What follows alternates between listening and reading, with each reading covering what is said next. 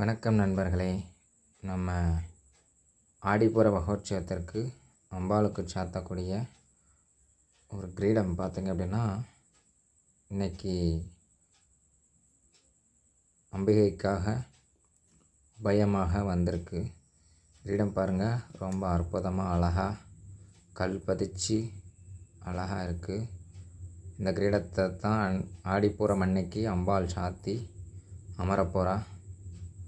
இந்த கிரீடம் எப்படி இருக்குங்கிறத அனைவரும் கமெண்ட் பண்ணுங்கள்.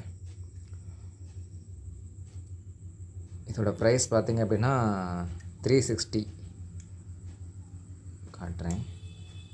3680 ரூபா ப்ரைஸ்.